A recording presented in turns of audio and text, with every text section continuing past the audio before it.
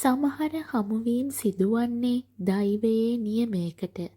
අද රෑ වැස්සත් එක්ක රවීන් නොදැනුවත්වම ගොඩ වදින්නේ තමන්ගේ ජීවිතේ මීට කලින් කවදාවත් අත් නොවිඳපු අමුතු ලෝකයකට.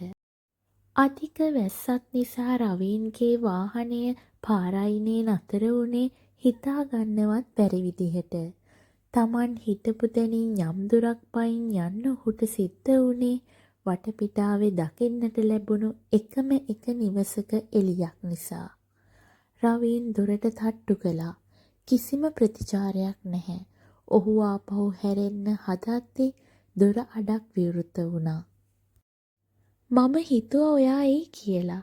වැස්ස නිසා නෙවෙයි, මගේ හිත කිව්වා අද රෑ අමුතු ආගන්තුකයෙක් එනවා කියලා.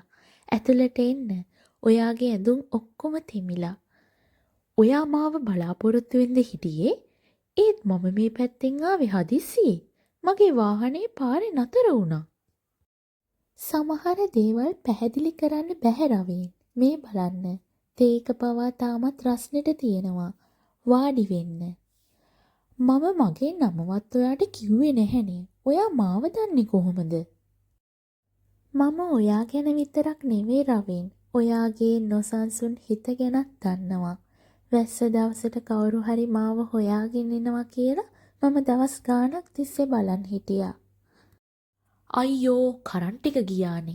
ඇත්තටම මේ රෑ තනියම මේ වගේ පාළු ගෙදරක ඔයා බය නැද්ද? මගේ නම දෙව්මි. මේ රෑ මේ නිවසේදී මම ඔයාගේ කවුරු වෙන්න ඕනේද කියලා තීරණය කරන්නේ ඔයා. බය කියන්නේ හැඟීමක් රවීන්. හැබැයි මගේ හිතේ දැන් තියෙන්නේ බය නෙවෙයි, අමුතු කුතුහලයක්. ඔයා හරි අමුතුයි දෙව්මි. ඔයාගේ ඇස්වල මොකක්දෝ තියෙනවා. මට ඉන්න බැරි තරම් දැනෙනවා. අඳුරේ ඉටිපන්දන් එළියට වඩා දෙව්මිගේ දැස් රවීන්ව වසඟ කරගත්තා. ඇයගේ ශරීරයේ මල් සුවඳ රවීන්ගේ ඉවසීමේ සීමාවන් බිඳ දමමින් තිබුණා. දෙව්මි රවීන්ගේ අත තමන්ගේ උරහිස මත තබා ගත්තේ ඉතා සෙමින්. ඒ ස්පර්ශය රවීන්ව වෙවුලන්න පටන් ගත්තා.